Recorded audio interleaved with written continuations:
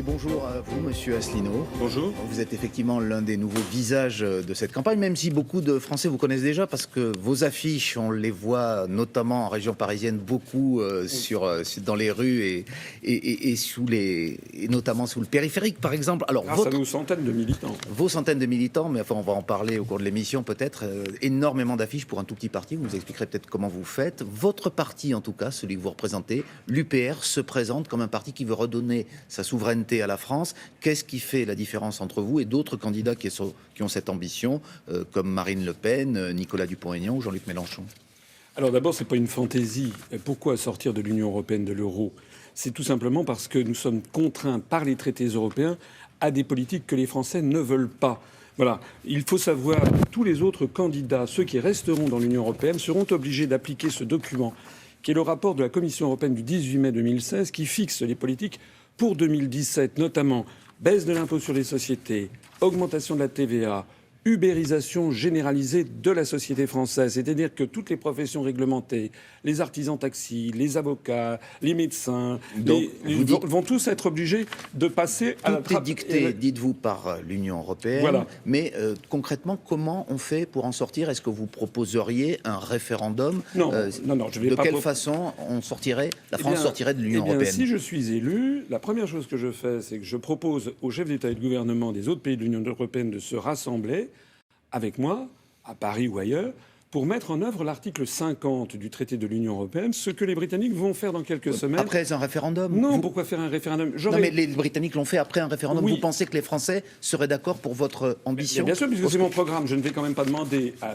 faire un référendum pour demander aux Français s'ils sont d'accord pour que je mette en œuvre le programme pour lequel ils viendront de m'élire. Et vous pensez, avant d'être élu, avant cette hypothèse, que les Français, aujourd'hui, sont prêts majoritairement non pas à sortir de l'euro, mais à sortir de l'Union européenne? Écoutez, c'est justement l'objet d'une campagne électorale que d'expliquer aux Français que c'est possible et que c'est nécessaire. Je crois que vous allez avoir juste après un reportage sur la Suisse en disant que c'est un petit paradis. La Suisse est un pays qui n'est ni dans l'Union européenne, ni dans l'euro, ni dans l'OTAN. Mais qui n'en a jamais fait partie. Et qui, justement, se porte très bien. D'ailleurs, les trois pays d'Europe... Il y a une histoire dans les pays, monsieur Asselineau. Oui, les trois pays d'Europe qui se portent le mieux en Europe occidentale, c'est justement la Suisse, la Norvège et l'Islande, qui justement ont refusé d'entrer dans l'Union européenne. On refusait d'y entrer, mais nous, nous y sommes déjà. Lorsque vous voyez le bilan de cette Europe, lorsque vous voyez Airbus, Ariane, les programmes Erasmus... Laissez-moi finir. Est-ce que tout est à jeter? Le décollage de l'Espagne et du Portugal après leur entrée dans l'Europe en 1986, tout ça doit être jeté par-dessus bord? Pourquoi voulez-vous jeter Airbus ou Arianespace? Ils n'ont aucun rapport avec la construction européenne. Airbus et Arianespace Ce ne sont pas des programmes européens. Erasmus, c'est pas européen. Attendez. Arianespace et Airbus, ce sont des coopérations internationales. D'ailleurs, dans l'Airbus A380, le pays qui a la plus grosse part, c'est les États-Unis d'Amérique, qui a 38% dans le gros Airbus A380.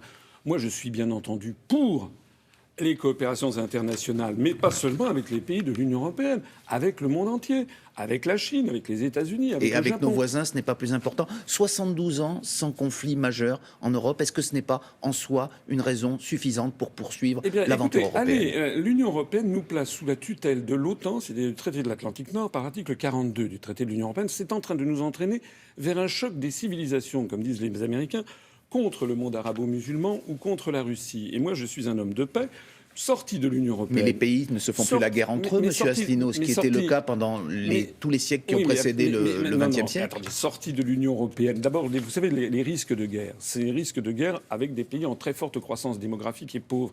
Si risque de guerre il y a en ce moment, c'est plutôt avec les pays du Sud ou les pays du monde musulman. Il faut donc développer des relations d'amitié et de coopération dans le cadre de l'Organisation des Nations Unies. C'est ça le seul cadre au 3e millénaire qui est cohérent. Alors, vous prenez la sortie de l'Europe. La sortie de l'euro coûterait, selon différentes études, notamment une réalisée par la fondation Terra Nova il y a quelques jours, entre 1 500 et 1 800 euros par ménage chaque année, ne serait-ce que pour payer des produits importés en francs, donc désormais, du textile, du carburant. Qu'est-ce que vous répondez à cet argument? Mais ça, c'est la fondation Terra Nova, n'est-ce pas, qui milite pour M. Macron. Je pensais que vous alliez me répondre ça, mais d'autres études l'ont réalisé.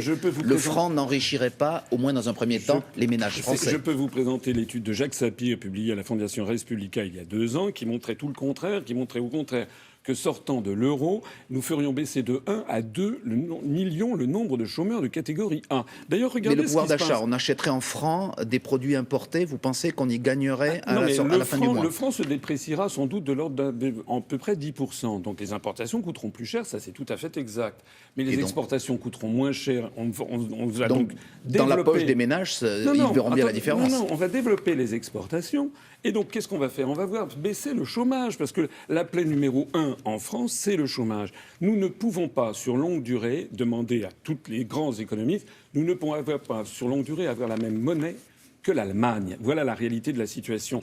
Et comme nous avons la même monnaie... Cela allait mieux quand il y avait le franc. C'est l'euro qui a détruit la sidérurgie, le textile français. Alors ça, c'est encore autre chose. Ça, c'est l'article 63 du traité sur le fonctionnement de l'Union européenne qui organise la libre circulation des mouvements de capitaux. Il n'est pas possible, si nous restons dans l'Union européenne, de s'opposer aux délocalisations. Bon, on entend bien vos propositions sur l'Europe et l'euro. Quelles sont, en quelques mots, vos propositions en matière de sécurité, en matière de terrorisme? Est-ce que, M. Asselineau, vous prolongeriez, par exemple, l'état d'urgence aujourd'hui? Non, écoutez, l'état d'urgence, d'abord, il n'est pas bien appliqué, c'est le moins que l'on puisse dire. Normalement, il ne doit pas y avoir de rassemblement public sur la voie publique de plus de 5 à 10 personnes. On a vu ce qui s'est passé le 14 juillet dernier avec le massacre. Que faudrait-il faire? Alors, ce qu'il faut faire, c'est, à mon avis, des méthodes à la fois préventives et curatives. Enfin, curatives, c'est-à-dire il est intolérable de laisser des quartiers en zone de non-droit avec de la circulation d'armes. Ça, c'est pas tolérable. Bon, moi, je propose dans mon programme d'augmenter de 30% le budget de la police et de la gendarmerie au cours du quinquennat. Bien. Mais ça, c'est un des aspects du problème. Il y a un autre aspect du problème. C'est qu'il faut d'abord lutter enfin efficacement contre le chômage. On vient d'en parler. Tous les présidents qui se succèdent avec l'euro constatent inexorablement monter la courbe du chômage. Deuxièmement, il faut que la France arrête de participer à des guerres illégales et néocoloniales dans le reste du monde, et en particulier au Moyen-Orient. Lorsque j'ai lu votre programme et discuté avec vos collaborateurs, l'une des raisons de la montée du terrorisme en France. Ça peut être une des raisons. C'est aussi, si vous voulez, nous avons aussi dans l'audiovisuel, de façon générale, on voit en permanence des films et des séries américaines qui promeuvent une société d'hyperviolence. Ce qui vient de se passer à Grasse, ça ressemble furieusement aux mass shootings que l'on voit aux États-Unis constamment. Et vous seriez pour une sorte de censure dans ce cas? Non, pas une censure, mais une modération, un cahier des charges culturelles sur du moins les chaînes de services publics de l'audiovisuel, une certaine modération.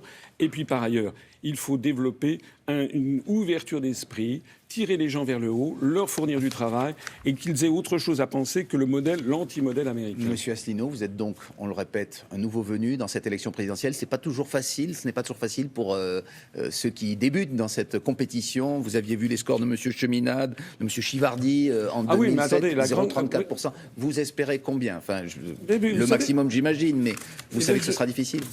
Pas si difficile que ça, parce qu'entre-temps, il y a eu Internet. Le mouvement politique que j'ai créé désormais avec plus de 18 000 adhérents, sans doute le 4e mouvement politique de France par le nombre d'adhérents, oui. Et nous avons fait près de 1% des suffrages au régional en 2015. Vous allez voir que je vais faire la surprise. Le soir du premier tour, je prends rendez-vous avec vous. Eh bien, c'est noté. Merci beaucoup.